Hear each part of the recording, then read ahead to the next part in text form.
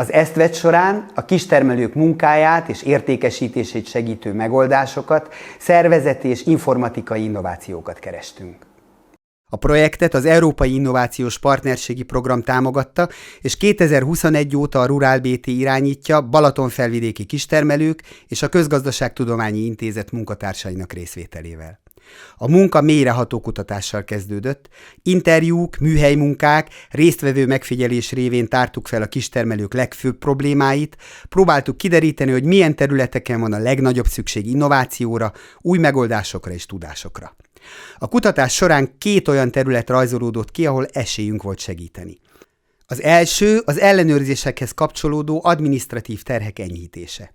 Ez minden termelőnek nyűg probléma. Az ESZTVET projektben ezért elindítottuk a felirom.hu fejlesztését.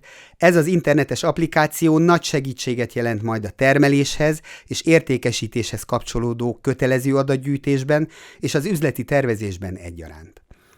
A másik terület az üzleti, vállalkozási stratégia építéséhez és az értékesítéshez kapcsolódó egyes tudások és képességek hiánya volt. Ezek enyhítésére tudásnapokat, tréningeket szerveztünk, és kistermelői jó gyakorlatokat bemutató videókat forgattunk. Ez a film összefoglalja és bemutatja a projekt fő eredményeit és hatásait.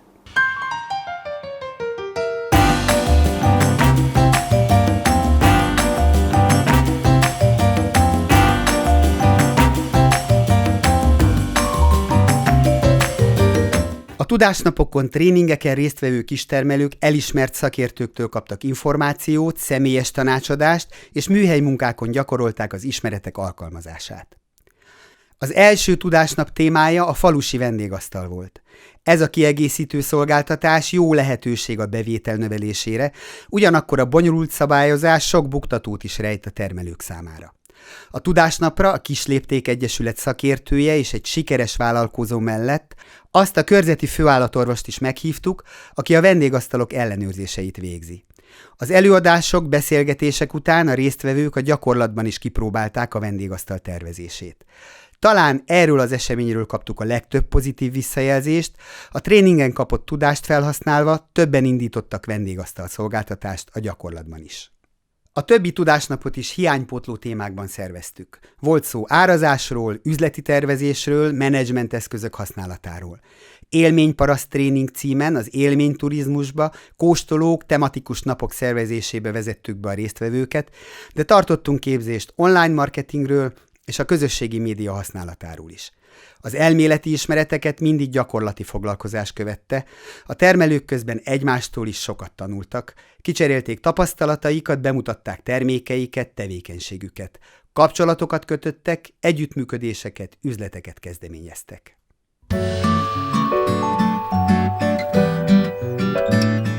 Hogy igen, miért pont a lekvár? Ez egy ilyen gyerekkori nagy szerelem, szerintem megint elég édes szájú vagyok, úgyhogy...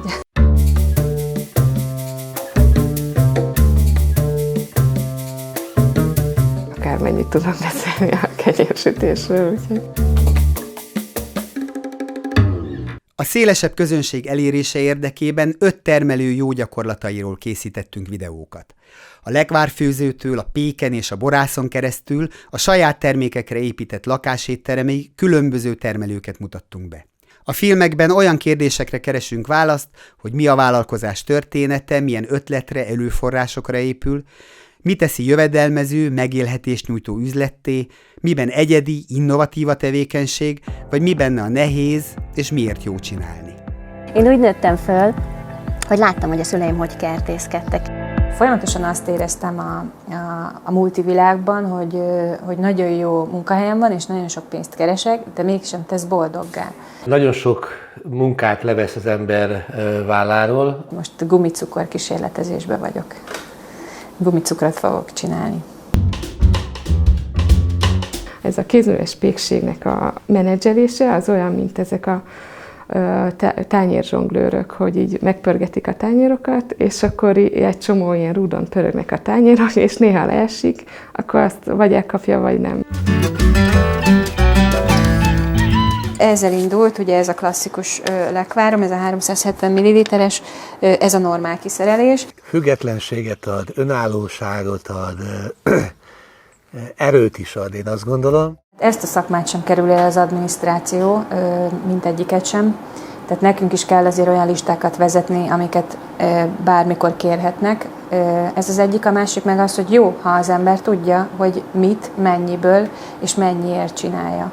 Egy kistermelőnek nem csak kötelező, de hasznos is a saját tevékenységéről részletes adatokat gyűjteni. Ellenőrzéskor számot kell adni arról, hogy pontosan mit, miből, mikor állított elő, és azt mikor és hol értékesítette. Ehhez jön új elemként 2024-től a felhasznált csomagolóanyagok pontos nyilvántartása. A termelők javarésze az adatokat legfeljebb kockás füzetben vezeti, sokszor rendszertelenül, aztán ebből próbálja rekonstruálni a tevékenységét egy ellenőrzéskor vagy a következő év üzleti tervezésénél. Mindez nehézkes, időigényes, ráadásul sok értékes információ elvész vagy nehezen hozzáférhető. Egy piaci ellenőrzés során például nehéz elővenni az értékesített árukhoz tartozó termékadatlapokat. Sok árufajta, esetleg több elárusítóhely esetén ez több száz oldalas, folyamatosan aktualizált dokumentációt jelent, itt nagy szükség van a digitalizációra. Ha az emlékek helyett több év pontos adataira hagyatkozhat a termelő, az a munkacsúcsok tervezésében, a termékfejlesztésben, árazásban, vagy a beruházások rangsorolásában is támpontot nyújt, de olyan egyszerű dolgokban is segíthet, hogy mikor rendeljen be fűtésüveget.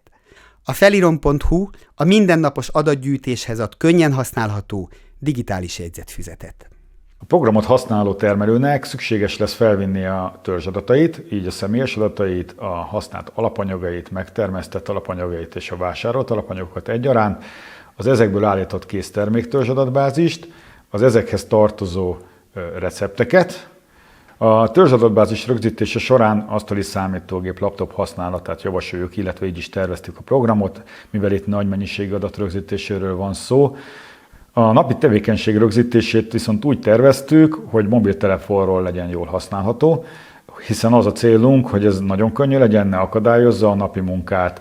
A telefon mindig nálunk van, így a piacon, az előállító helységben is elő tudjuk venni, és néhány perc alatt föl tudjuk majd vinni, hogy mit végeztünk éppen el. A programnak jelenleg egy tesztverziója van készen, amiben alapvetően minden általunk tervezett funkció már lefejlesztésre került. Jelenleg a továbbfejlesztése zajlik, illetve a mobiltelefonos optimalizálás. Sok mindennel kell egy kistermelőnek megküzdenie, és ha egy ilyen segítséget készen kap, akkor szerintem sok-sok munkaórától kíméli meg magát. Ennek az SZVET projektnek a rendezvényei közül szerintem majdnem az összesen részt vettem, és nagyon hasznos volt. Rengeteg ilyen gyakorlati, azonnal használható tudást adtak. Tőletek olyan programokat kapnak, amit a saját bőrükön éreznek, hogy a hasznukra, a fejlődésükre, az épülésükre válik.